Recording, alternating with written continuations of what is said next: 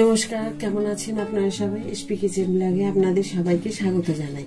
আজকে আপনাদের দেখাবো আমি বাঁধাকপির তরকারি। আমি কেটে রেখেছি, দেখুন বাঁধাকপি, আর এখানে রেখেছি টমেটো আর আলু।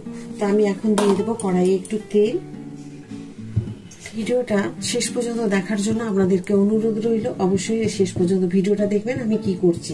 আচ্ছা, তেলটা গরম হয়ে যাক, তারপরে আমি পরপর সমস্ত জিনিস দিয়ে আপনাদের দেখাবো। হয়তো সকলেই হয়তো ভাববেন বাঁধাকপির তরকারি এটা আবার এমন কি বিচিত্র জিনিস, তা নয়।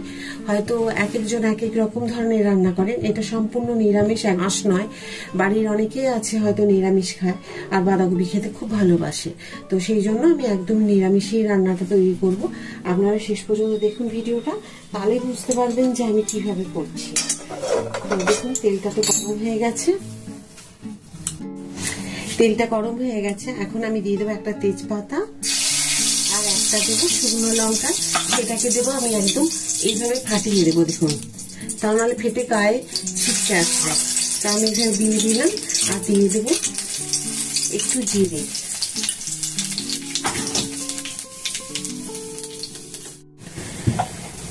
দেখুন খুব সুন্দরভাবে এটা শুকনো লঙ্কা আর আমি জিরে দিয়েছি। আর সবসময় আপনাদের বলি একটুখানি যাতে তেলটা ছিটিয়ে না আসে, তার জন্য একটুখানি নুন দিয়ে দেবে, আর নয়তো একটু হলুদ।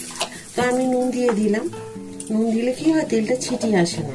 এবার দেখুন টমেটো আর আলুগুলো আমি কেটে রেখেছি। তো এখানে দিয়ে দেবো টমেটো আর আলু।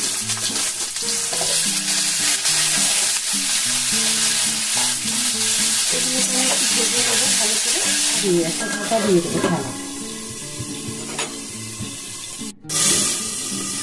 আমি বাঁধাকপিতে দেবো মশলা, একটু জিরে আর একটা ছোট টমেটো আর একটু আদা আমি বেটে নিয়েছি এর মধ্যে। দেখুন আপনারা নিশ্চয়ই বুঝতে পারছেন, একটা ছোট টমেটো আমি ওখানে দিয়েছি, আলুর সাথে ভাজছি। আর দেখুন একটা ছোট টমেটো এখানে বেটেছি, আর তার দিয়েছি জিরে, একটু গোটা জিরে বেটে নিয়েছি। আর লঙ্কা দিইনি, আমি মাঝখান দিয়ে কেটে রেখেছি, একটা ফোড়নে দিয়েছি, সেইটুকুতে যা ঝাল হবে। আপনারা চাইলে কিন্তু একটু ঝাল যদি মনে করেন খাবেন, তো সেই বুঝে আপনারা ঝালটা দিতে পারেন। তো এটা মশলাটা আপনারা নিরামিষে একদমই রসুন পেঁয়াজ দেবেন না।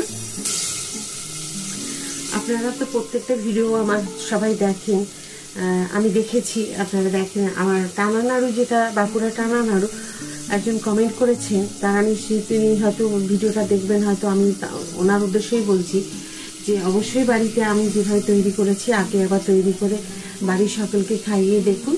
আর যদি এরকম জিনিসটি না থাকে যেটাতে আমি বেসনটি টানলাম, যে ঝুড়ি ভাজাগুলো করলাম, এখন দেখবেন গ্লাসের মতো এরকম দোকানে পাওয়া যায়, কিন্তু খুব একটা বেশি দাম না। তাতে কিন্তু পাপড়ি হয়, সেও হয়, ঝুড়ি ভাজা যেরকম করবেন মোটামুটি 5টি-6টি থাকে ডিজাইন, তো স্টার থাকে। তো সেগুলো একটি কিনে নিল, যেটিতে পাতলা যে সরু সরু যেটাতে ঝুড়ি ভাজার মতো হয়, সেগুলো তৈরি করে নিতে পারেন। বা এইগুলো যদি বাড়িতে নাও থাকে, তাহলে এইরকমভাবে একটা ছান্তা, যে আমরা লুচি ছান্তাগুলো দিয়ে করি, সেই ছান্তাতে বোঁদে দিয়ে করেও আপনারা কিন্তু ওই লাড্ডুটা তৈরি করতে পারবেন। তো অবশ্যই কিন্তু একবার তৈরি করে ওগুলো খাবেন, খেতে খুব সত্যি খুব ভালো লাগে। কেনা তো জিনিস মিষ্টিতে আমরা তো সবসময় মিষ্টির দোকানে কিনে থাকি। তো আপনার যে ভালো লেগেছে অসংখ্য ধন্যবাদ। তো আপনি তো নিশ্চয়ই আমার ভিডিও দেখেন, পরপর সেগুলো দেখবেন। আমি একটা চাউমিন দিয়ে যে সীতাভোগ তৈরি করেছি, অবশ্যই দেখবেন ভিডিওটা, অনেকদিন আগে দিয়েছি, মানে মোটামুটি 1-1.5 মাস আগে দিয়েছি চাউমিন দিয়ে সীতাভোগ। ওটা দেখবেন, ওটা খুব সহজ বাচ্চাদের টিফিন দেওয়ার জন্য। আর মুগ ডালের কচুরিটা যিনি কমেন্ট করেছেন তাকেও অসংখ্য ধন্যবাদ, যে মুগ ডালের কচুরি আপনার খুব ভালো লেগেছে। এইরকম আপনাদেরকে নিত্য নতুন প্রত্যেকটা ভিডিও আমি দেখাবো, যে রান্না, সেই রান্নাগুলো অবশ্যই আপনারা দেখুন। দেখলে আপনাদের ভালো লাগবে, ভালো লাগলে অবশ্যই আমাকে কমেন্ট করবেন যে কেমন লাগছে আপনাদের। তো আমি যেটুকু সময় পাই সেইটুকু সময়ের মধ্যে খুব সহজভাবে সাধারণভাবে আমাদের মধ্যবিত্ত বাড়িতে যেরকম প্রতিদিনের দৈনন্দিন রান্না আমরা খেয়ে থাকি, সেইগুলোই আমি দেখাই। খুব একটা ঝামেলার জিনিস দেখাই না, বা বাইরে কেনা জিনিস নিয়ে এসে আমি দেখাই না। প্রতিদিনের বাড়িতে যেসব জিনিসগুলো আমাদের বাড়িতে থাকে সেগুলো দিয়েই দেখাই। হ্যাঁ, দেখাবো যেগুলো হয়তো বাইরের জিনিস নিয়ে এসো কিছু জিনিস আছে, সেগুলো দেখাই বা দেখাবো, সেগুলোও লক্ষ্য রাখবেন, সেগুলো মাঝে মধ্যে বাড়িতে সকলকে তৈরি করে খাওয়াবেন। তো চলুন, আমার আজকে বাঁধাকপির তরকারিটা কিভাবে করছি আপনারা দেখতে থাকুন, দেখলে ভালো লাগবে আপনাদের। ঢাকাটা খুলে একবার দেখিয়ে নিই। দেখুন আলুগুলো খুব সুন্দর ভাজা হয়ে গেছে লাল করে। এখানে আমি দিয়ে দেবো এই যে মশলাটা আমি বেটে রেখেছিলাম, এটা দেবো। আমি একটু ধনে গুঁড়ো, জিরেটা যেহেতু গুঁড়ো ছিল না, আমি গোটাটাকে বেটে নিয়েছি। তবে আমি গোটা মশলা আমি নিজেই বাড়িতে গুঁড়ো করি, সেটা আপনাদেরকে দিয়েছি, ভিডিওটা দেখে নেবেন। তো সেই ধনে গুঁড়োটা ছিল, যে গুঁড়োটা বাড়ন্ত হয়ে গেছিল বলে গোটা বেটে নিয়েছি। যাই হোক, আমি দিয়ে দিলাম। এখানে দেবো চিনি, একটু চিনি দিলাম। দেবো এবারে একটুখানি নুন। নুনটা পরিমাণ এখন কম দেবেন, কারণ বাঁধাকপি বা শাক এই জিনিসগুলো পরিমাণ কমে যায় যখন সেদ্ধ হয়। তো সেবো হলুদ।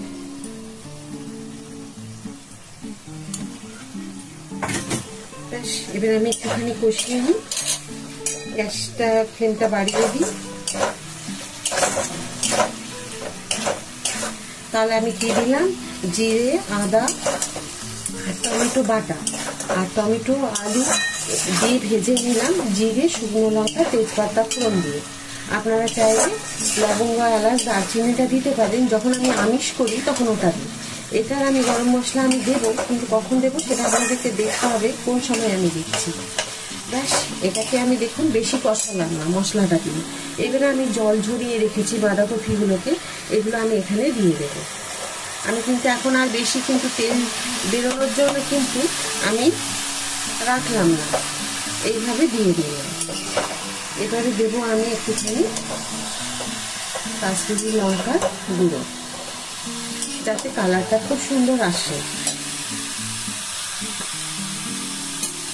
দিয়ে দিলাম, দেখুন লঙ্কাগুলোকে আমি মাঝখান দিয়ে কেটে রেখেছি। একটুখানি দেবো রেড চিলি পাউডার।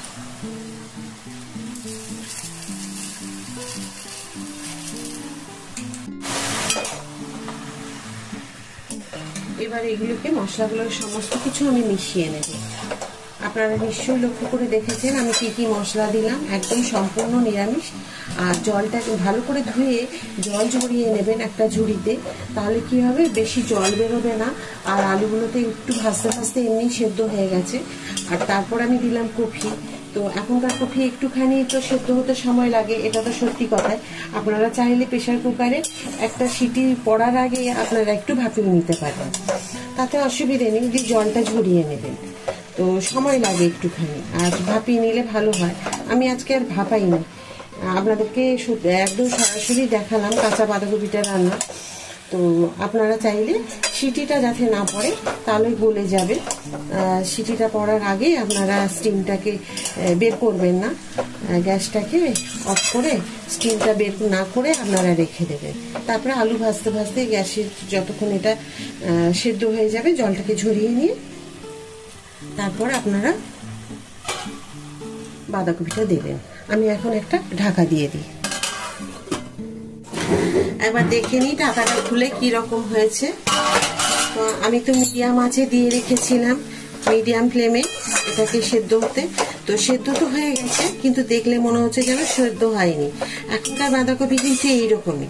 তো এটাকে সুন্দরভাবে বেশ মাখা মাখা দেখতে লাগবে, তার জন্য কি করতে হবে দেখুন। এবার আমি দেখাচ্ছি আপনাদেরকে, অবশ্যই এই টিপসটা ফলো করবেন, তাহলে দেখবেন খেতেও খুব সুন্দর হবে, দেখতেও খুব সুন্দর হবে।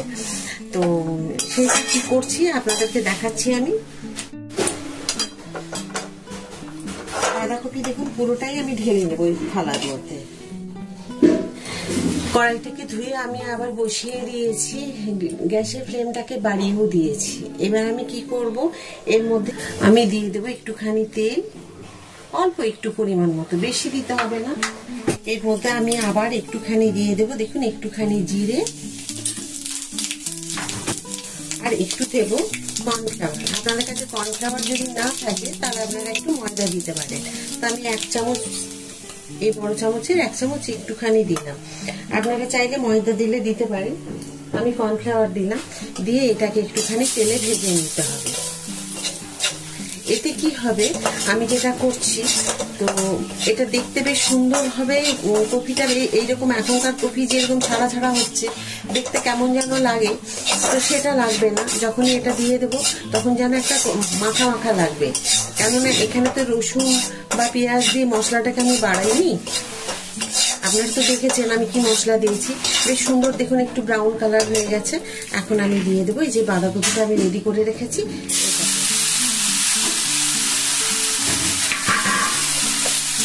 এটাকে আমি এখন ভালো করে মিশিয়ে নেব।